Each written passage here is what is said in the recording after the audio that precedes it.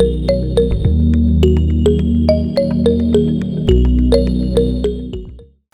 నమస్తే. నా పేరు డాక్టర్ రాఘవేంద్రరావు. నేను విజయవాడలో 2007 నుంచి పిల్లల డాక్టర్గా ప్రాక్టీస్ చేస్తున్నాను. And I have done my specialization in neonatology also. ఈరోజు మనం పసిపిల్లలు, పుట్టిన పిల్లలు, పురిటి పిల్లలు, నెల లోపల పిల్లలకి ఎలా జాగ్రత్తలు తీసుకోవాలి, వాళ్ళ కేర్ ఎలా తీసుకోవాలి, వాళ్ళతో ఏం ప్రాబ్లమ్స్ రావచ్చు అనేది కొంచెం బ్రీఫ్గా డిస్కస్ చేసుకుందాం.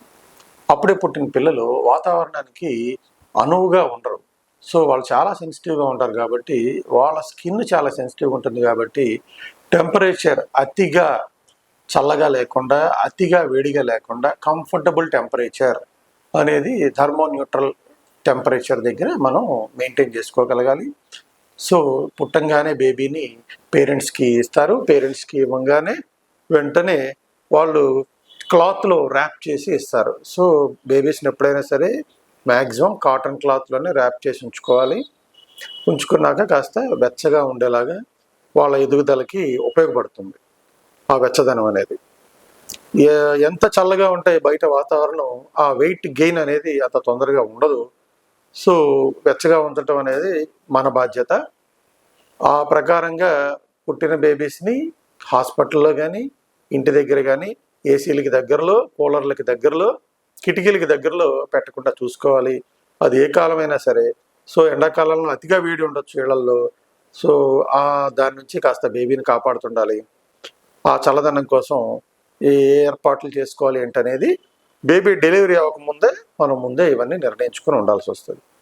అలాగే వానాకాలం కానీ, చలికాలం కానీ, ఎక్కువ హ్యూమిడిటీకి కానీ, ఏదైనా వాతావరణంలో ఉన్న తేమకు కానీ బేబీ ఎక్కువ ఎక్స్పోజ్ అవ్వకుండా ఎప్పటికప్పుడు జాగ్రత్తలు తీసుకుంటూ ఉండాలి.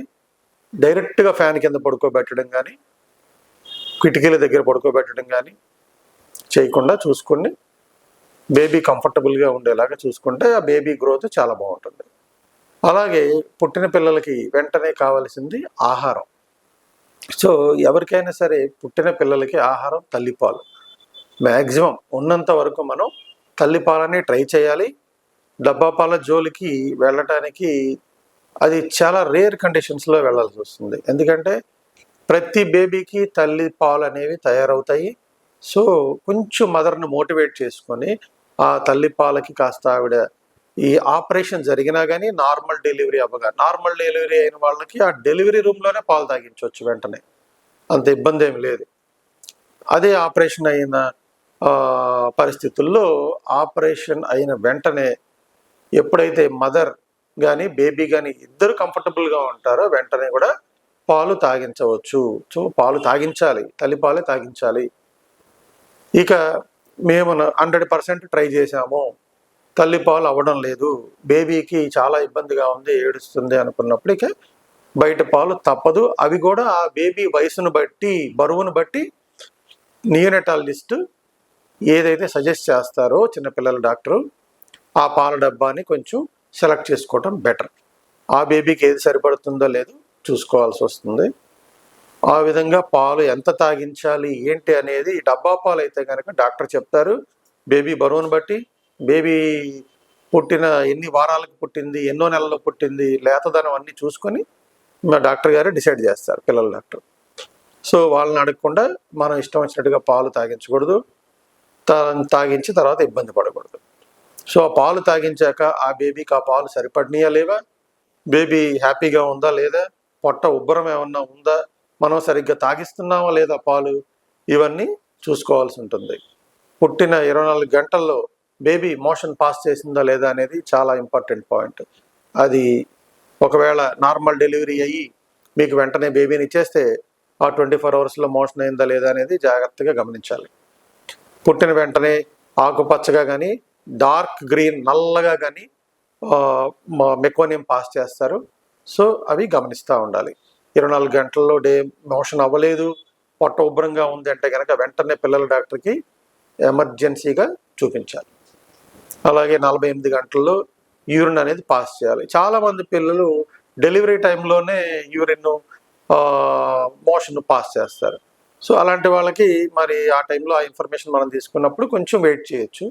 అదర్వైజ్ వాళ్ళు అప్పుడు పాస్ చేయలేదంటే కనుక 24 గంటల్లో మోషను, 48 గంటల్లో యూరిన్ రాకపోతే వెంటనే డాక్టర్ దగ్గర మనం పర్యవేక్షణలో ఉండాల్సిందే. అలాగే బేబీ యొక్క ఎప్పుడైతే బేబీ కొంచెం పాలు తాగి కంఫర్టబుల్గా ఉంటుందో మనం వెంటనే బయట నుంచి జబ్బులు రాకుండా మనం ఇచ్చే వ్యాక్సిన్స్ ఉంటాయి పుట్టంగానే. అవి Indian academy of pediatrics schedule ప్రకారం మనం ఫాలో అవ్వాలి. గవర్నమెంట్ వాళ్ళు కూడా వేస్తున్నారు వ్యాక్సిన్స్.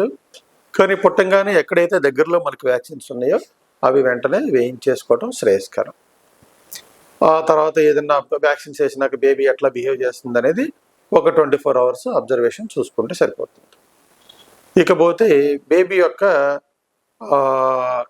డెలివరీకి అవ్వక ముందే, బేబీ ఇంటికి వెళ్ళబోతుంది అనక ముందే ఇల్లు మొత్తం శుభ్రం చేసుకుని 4 రోజుల ముందే పెట్టుకోవాలి. బేబీ తీసుకెళ్ళినాక ఇల్లు శుభ్రం చేయటం, బూజు దులపటం, దుమ్ము లేపటం ఇవన్నీ చేయరాదు. ముందే డెలివరీ అవ్వక ముందే ఇల్లు మొత్తం శుభ్రంగా ఉండాలి. ఆ దుమ్మంతా కూడా మ్యాక్సిమం వ్యాక్యూమ్ క్లీనర్స్ వాడుకోవటం మంచిది ఉన్నంత వరకు. లేనిచో దుమ్ము రాకుండా ఇంట్లోకి చూసుకోవటం చాలా ఉత్తమం. ఇకపోతే బేబీకి వచ్చే కొన్ని ప్రాబ్లమ్స్ పాల ద్వారా, అంటే డబ్బా పాలతోటి, తల్లి పాలు లేవు డబ్బా పాలతోటి అనుకుంటే గనక ఆ కలిపిన డబ్బా పాలు అరగంట లోపల తాగించాలి, లేదా మిగిలిన పాలు పారబోసేయవలసిందే. అది ఎంత కలపాలి, ఎన్ని నీళ్ళకి ఎన్ని చెంచాల పొడి కలపాలి అనేది ఒక్కసారి డాక్టర్ని అడిగి ఆ ప్రకారంగా మీరు వాడుకోవచ్చు. సో ఇలా రకరకాల కేర్లు తీసుకోవటం కాలానుగుణంగా, వర్షాకాలానికి, చలికాలానికి, ఎండాకాలానికి ఎలా బేబీని టెంపరేచర్కి, హార్ష్ టెంపరేచర్కి గురి కాకుండా చూసుకోవటం అనేది చాలా మంచిది బేబీ గ్రోత్కి. ఇవన్నీ చేస్తారని చెప్పి ఆశిస్తున్నాను. Thank you very much.